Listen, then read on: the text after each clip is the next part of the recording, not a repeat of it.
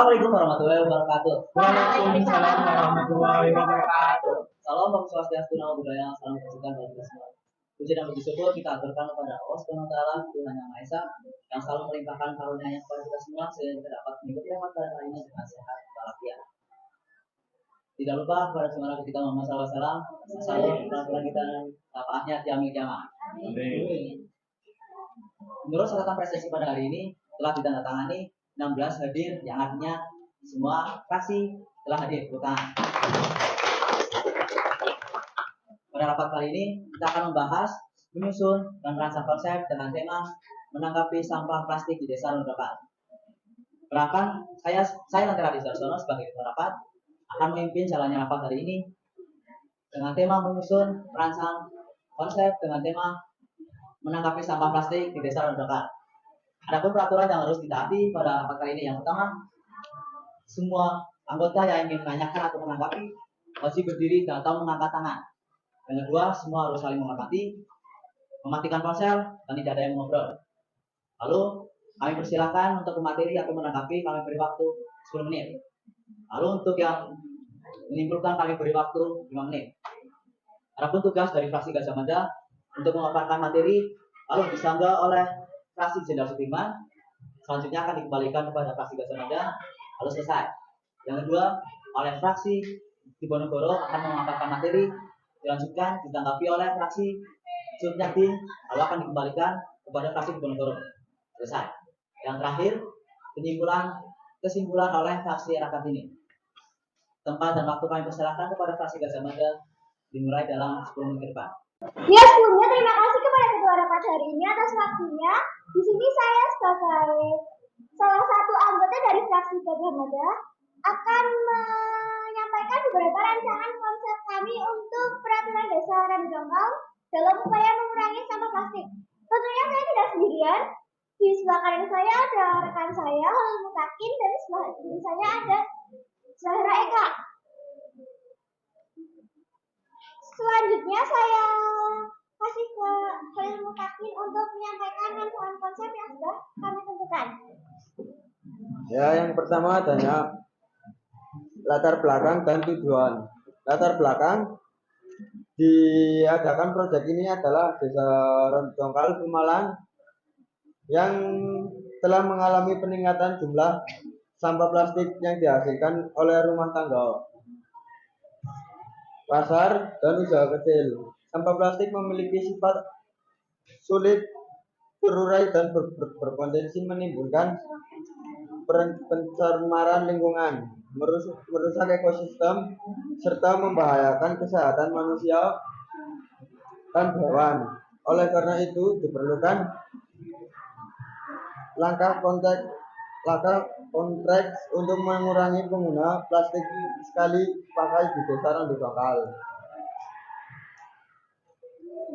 Tujuan yang pertama mengurangi penggunaan plastik sekali pakai dalam kehidupan sehari-hari. Yang kedua, mengalami masyarakat beralih ke bahan yang lebih ramah lingkungan seperti tas, kain, dan wadah yang bisa digunakan kembali. Yang ketiga, menciptakan sistem pengolahan sampah yang efektif, terutama dalam hal pengumpulan, daur ulang, dan pengurangan sampah plastik. Yang keempat, melindungi lingkungan desa dari dampak negatif sampah plastik dan menciptakan budaya ramah lingkungan di masyarakat. B. Mengurangi sampah plastik dalam sampah rumah tangga. Memastikan pelaku usaha menggunakan alternatif lain seperti tote bag atau lainnya. Sekolah yang diharapkan bisa menjadi pusat edukasi tentang bahaya plastik. Juga yang terakhir, meningkatkan kesadaran adanya plastik, memilih dan mengurangi sampah plastik. Yang C. Alternatif lokasi pengolahan sampah plastik. Yang pertama, bank sampah desa. Kedua, tempat sampah khusus plastik. Ke tempat pengolahan sampah. Selanjutnya akan dibacakan oleh Zahra Eka. Silakan kepada Zahra Eka. Rencana anggaran yang pertama sosialisasi dan pendidikan masyarakat dengan anggaran 2 juta rupiah untuk poster, brosur pelatihan dan sosialisasi. Yang kedua, pengadaan tempat sampah dan terpisah untuk plastik dengan anggaran 5 juta rupiah untuk penyediaan tempat sampah di berbagai titik strategis. Yang ketiga, pembuatan bank sampah dengan anggaran 10 juta rupiah untuk pembangunan sederhana dan fasilitas dasar. Yang keempat, insentif dan daur ulang sampah dengan anggaran 3 juta rupiah per bulan untuk warga yang aktif mengumpulkan sampah plastik. Total anggaran awal 20 juta rupiah. Terus sumber anggaran yang pertama, dana desa mengalokasikan anggaran dan untuk mendukung program pengurangan sampah plastik. Yang kedua, CSR perusahaan mencari dukungan dari perusahaan di sekitar wilayah desa yang memiliki program CSR lingkungan. Yang ketiga, partisipasi masyarakat melalui kampanye donasi sukarela dari warga yang peduli terhadap pengelola sampah dan lingkungan desa. Terus, besaran retribusi yang dibebankan masyarakat kalau ada. Yang pertama, sumbangan sukarela. Masyarakat dapat berpartisipasi dalam mendukung program melalui sumbangan sukarela untuk pengelolaan bank sampah dan pengadaan fasilitas. Yang kedua, retribusi sampah. Jika diperlukan dikarenakan retribusi minimal bulanan, misalnya 5.000 per bulan rumah tangga untuk mendukung pengelolaan sampah plastik. Namun ini bisa diimplementasikan berdasarkan kemampuan ekonomi warga. Selanjutnya saya akan membacakan beberapa rancangan yang sudah kami buat. Yang pertama ada strategi pelaksanaan, terus teknis perizinan, juga teknis pelaksanaan. Strategi pelaksanaan itu meliputi sosialisasi intensif, melakukan edukasi kepada masyarakat, terus kolaborasi dengan lembaga lokal, bekerjasama dengan tokoh masyarakat, sekolah, pasar, dan pelaku usaha lainnya. Yang ketiga, intensif bank sampah. Terus, patroli lingkungan. Ini bisa dilakukan oleh pemuda setempat atau beberapa sukarelawan. Teknis pelaksanaan. Jadi pengelolaan sampah plastik, setiap rumah tangga diwajibkan memilah sampah plastik dan menyerahkannya ke bank sampah. Terus ada sanksi dan teguran. Pelaku usaha yang kedapatan masih menggunakan kantong plastik akan diberikan teguran atau denda agar tidak melakukannya lagi. Terus yang ketiga ada program edukasi dan kampanye lingkungan, mengadakan pelatihan kepada warga tentang alternatif pengganti sampah plastik secara mendaur ulang sampah plastik. Yang terakhir, teknis perizinan, yang tentunya kita harus mendapatkan izin dari pemerintah desa, izin dari pemerintah kabupaten, serta koordinasi dengan lembaga terkait. Jadi sekian beberapa konsep rancangan dari kami. Jika ada yang ingin menambahkan, saya persilahkan. Saya kembalikan ke ketua rapat. Baik, terima kasih kepada fraksi Gajah Mada telah memaparkan materi. Selanjutnya akan ditanggapi oleh fraksi Jenderal Sudirman. Dalam waktu kami persilakan dalam 10 menit ke depan dimulai saat Anda berbicara. Baik, terima kasih untuk waktunya. Di sini saya akan menyampaikan argumen anggaran untuk fraksi Gajah Mada. Yang pertama, kesulitan dalam implementasi di tingkat masyarakat. Tantangan sosialisasi yang tidak semua warga memiliki kesadaran atau informasi yang cukup tentang bahaya sampah plastik. Edukasi intensif membutuhkan waktu dan usaha. Yang kedua, ketergantungan pada dana desa dan CSR.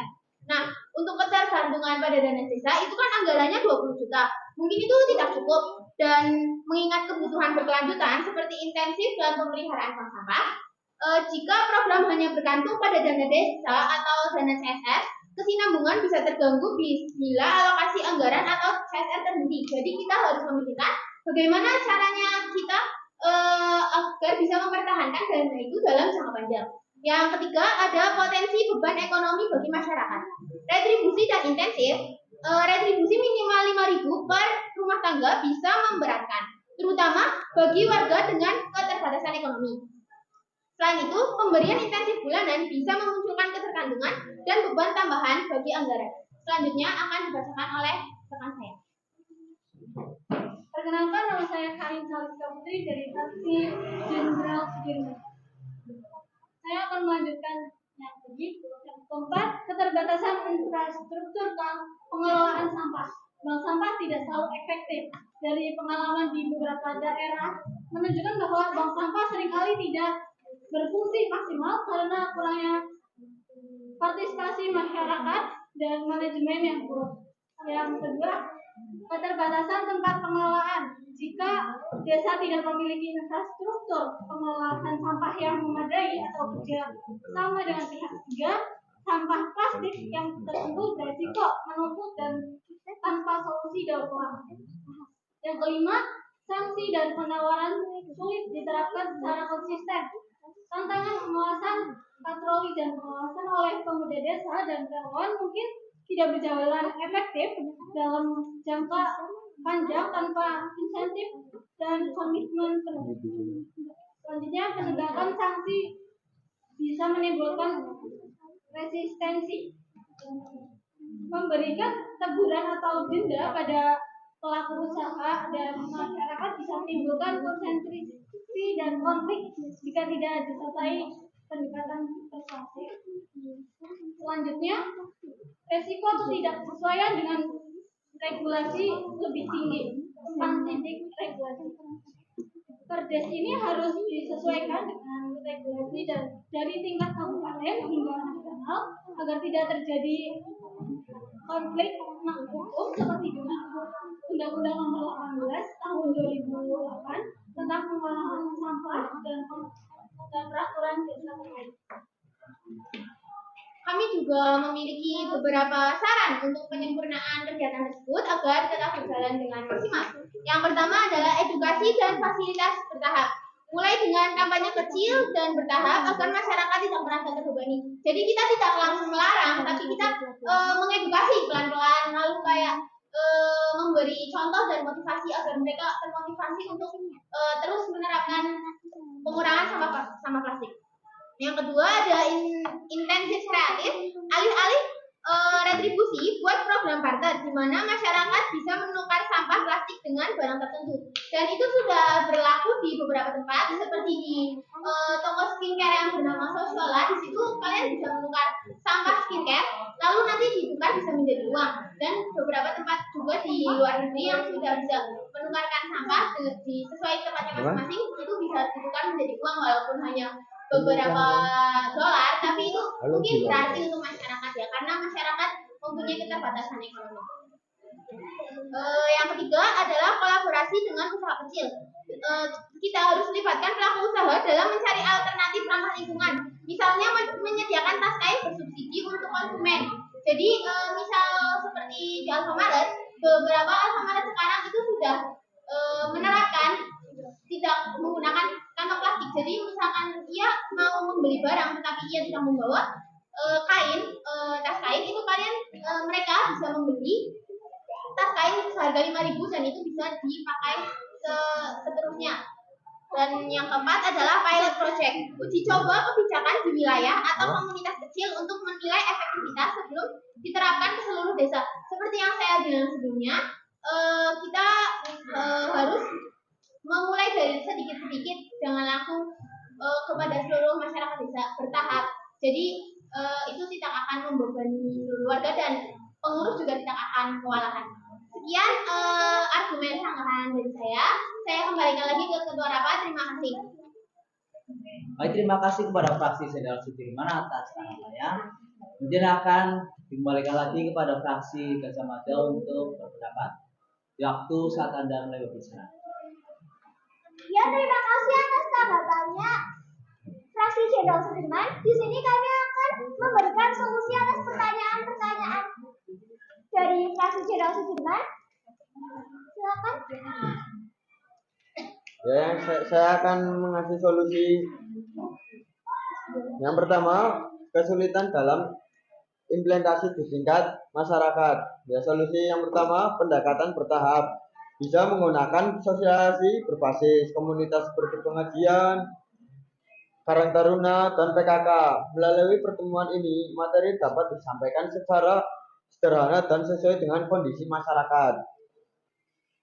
Yang kedua, pemanfaatan media sosial dan teknologi.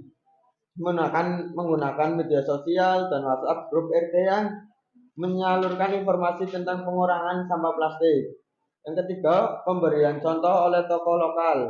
Para tokoh masyarakat, perangkat desa, dan pemuda setempat dapat menjadi role model dengan aktif menunjukkan penggunaan alternatif ramah lingkungan seperti tas kain untuk membangun kesadaran masyarakat melalui tindak lanjutan. Yang kedua, tergantungan pada dana desa dan CSR. Solusinya diverifikasikan sumber perdana, jangan hanya mengandalkan dana desa atau CSR, tetapi juga buka peluang kolaborasi dengan berbagai pihak seperti LSM lingkungan, koperasi desa, atau komunitas peduli lingkungan yang memberikan bantuan dan program pendampingan. Yang kedua, peningkatan kewirausahaan berbasis lingkungan. Ya, fasilitas pelatihan kewirausahaan bagi masyarakat desa, terutama UMKM, agar bisa menciptakan produk ramah lingkungan yang kemudian dapat dijual.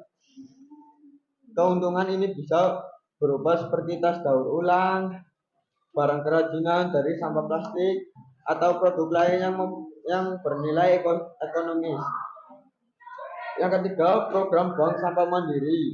Berdayakan masyarakat untuk mengelola sampah plastik secara mandiri sehingga dapat menghasilkan pendapat tambahan melalui penjualan sampah yang telah dipilih. Yang selanjutnya dikatakan oleh Sarah. Yang ketiga, potensi beban ekonomi bagi masyarakat. Solusi program insentif non material sebagai alternatif dari retribusi. Pertimbangkan insentif berbasis barter, misalnya menukar sampah plastik dengan sembako atau barang kebutuhan rumah tangga lainnya. Yang kedua, subsidi untuk program alternatif.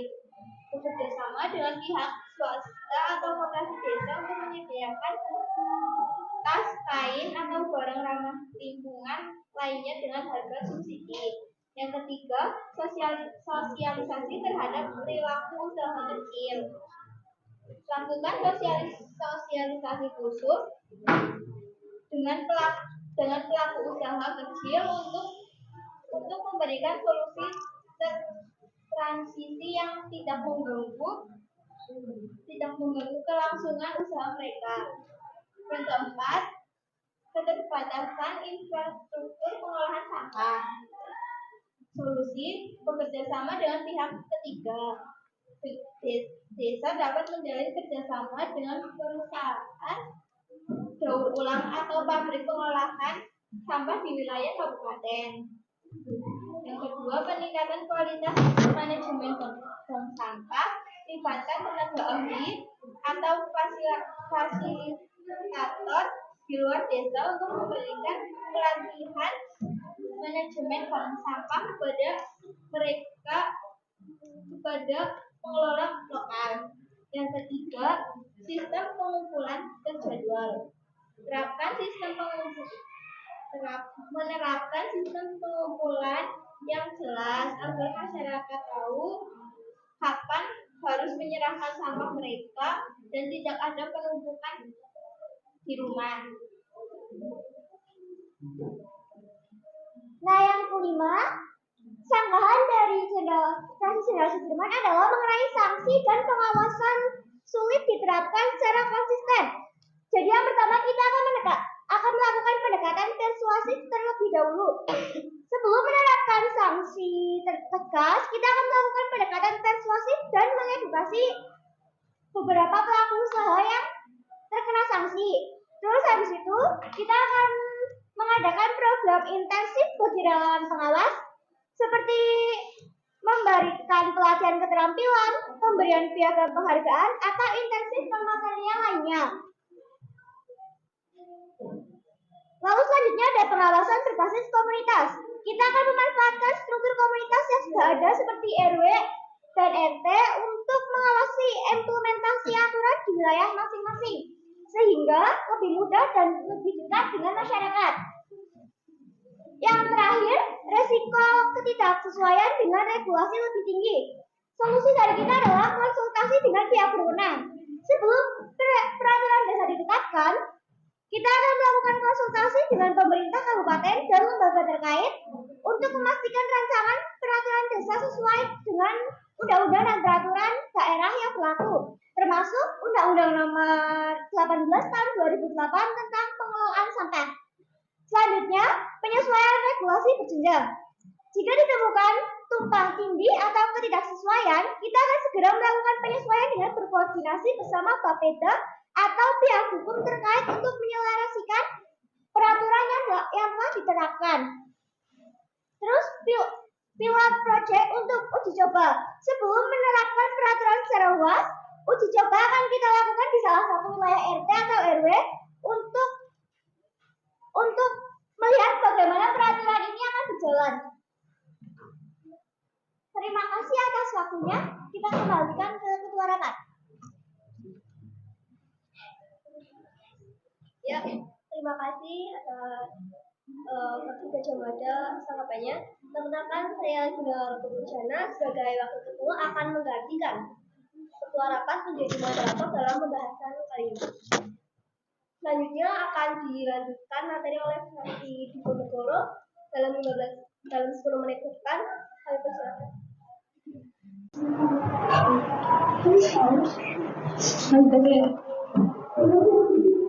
Latar belakang dan tujuan program meningkatkan sampah plastik di Desa Randu Dongkal, mengancam kesehatan lingkungan. Tujuan program ini adalah mengurangi penggunaan plastik sekali pakai, meningkatkan kesadaran masyarakat serta mendorong praktik pengelolaan sampah berkelanjutan.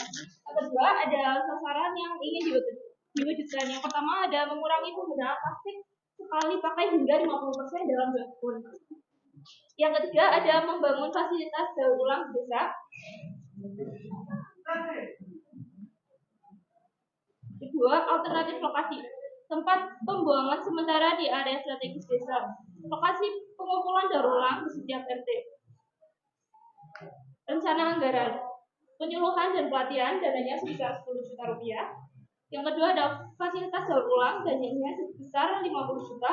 Yang ketiga pengadaan tempat sampah dananya sebesar 15 juta rupiah.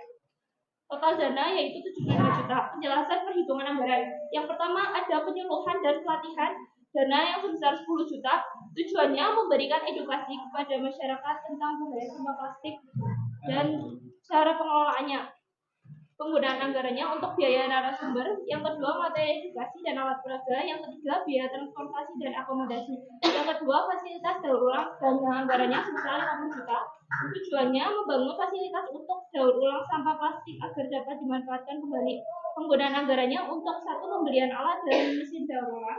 Yang kedua ada bangunan fisik untuk fasilitas. Yang ketiga pengadaan tempat penyimpanan sampah daur ulang. Yang ketiga ada pengadaan tempat sampah dananya sebesar 15 juta.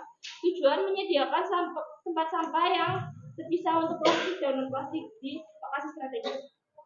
Penggunaan anggarannya untuk pemberian tempat sampah jumlah dan jenis. Yang kedua ada pemasangan tempat sampah di area yang ditentukan. Yang ketiga ada pengadaan snack untuk edukasi edukasi penggunaan tempat sampah. Selanjutnya akan dilanjutkan oleh rekan saya. Baik, terima kasih. Perkenalkan, nama saya Lestari Mulyanti dari fraksi Diponegoro.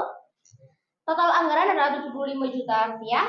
Anggaran ini direncanakan untuk mendukung keseluruhan program pengurangan sampah plastik termasuk pendidikan, instruktur, dan pengelola yang berkelanjutan, sehingga memberikan dampak yang signifikan bagi lingkungan dan masyarakat desa Randudongan. Yang pertama adalah sumber anggaran desa, sponsorship, dan perusahaan lokal, donasi masyarakat. Besaran retribusi yang dibebankan kepada masyarakat jika diperlukan retribusi sebesar 5.000 per bulan untuk pengelolaan sampah. Yang selanjutnya adalah strategi pelaksanaan. Yang pertama adalah sosialisasi, edukasi masyarakat tentang bahaya sampah plastik. Yang kedua, pembentukan kelompok kerja untuk pengelolaan sampah. Yang ketiga, kerjasama dengan sekolah mengadakan program edukasi lingkungan. Yang selanjutnya adalah teknik pelaksanaan. Yang pertama adalah pengumpulan sampah plastik antara plastik dan non plastik. Yang kedua, ada jadwal rutin pembersihan atau lingkungan secara berkala. Yang ketiga ada lomba kebersihan antar RT untuk meningkatkan partisipasi. Yang selanjutnya adalah teknis perizinan, pengajuan izin untuk mendirikan fasilitas daur ulang kepada pemerintah desa, koordinasi dengan dinas terkait untuk program lingkungan dan pelatihan. Peraturan ini bertujuan menjadikan desa Randudongan bersih dan ramah lingkungan serta menjadi contoh pengelolaan sampah plastik.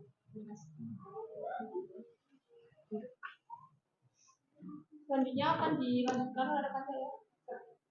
Selanjutnya kami persilakan kepada fraksi Jumyatin untuk menanggapi dalam 10 menit ke depan. Waktu tempat kami persilakan.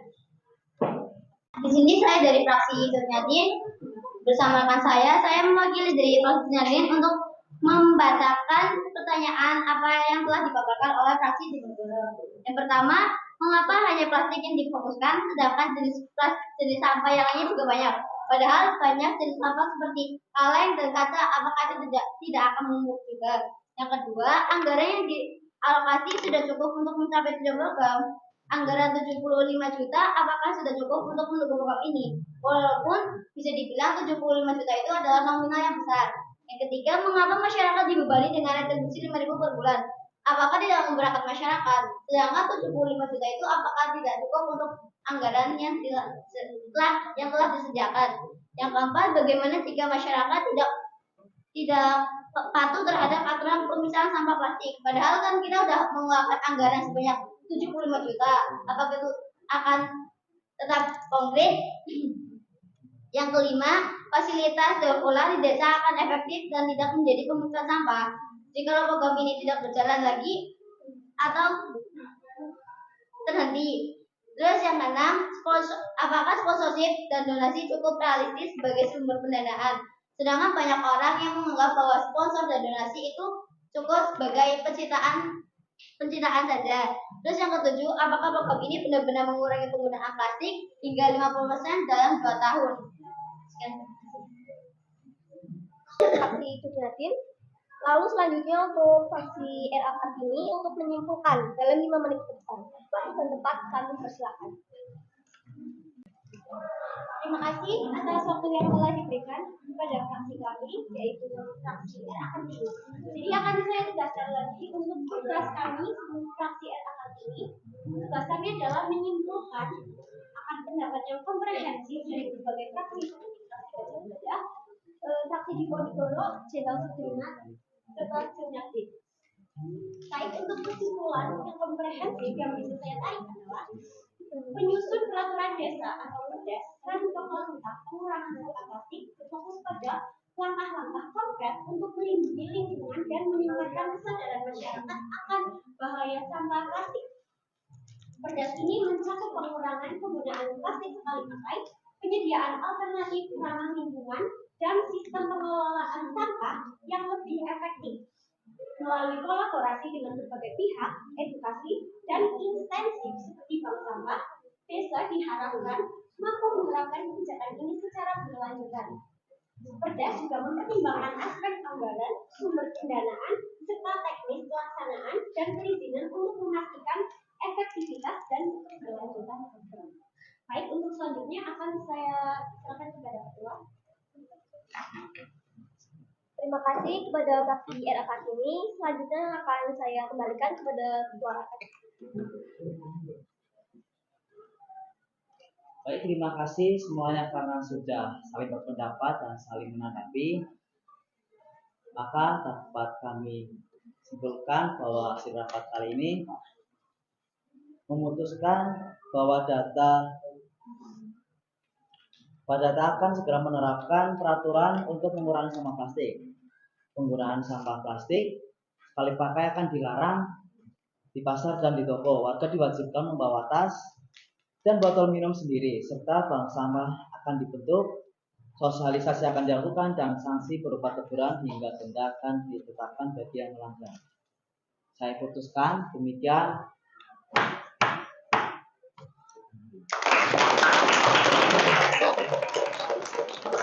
Kalau dari semua kasus sudah selesai, kami selaku pengurus rapat menetapkan rapat ini ditutup. Terima kasih. Wassalamualaikum warahmatullahi wabarakatuh.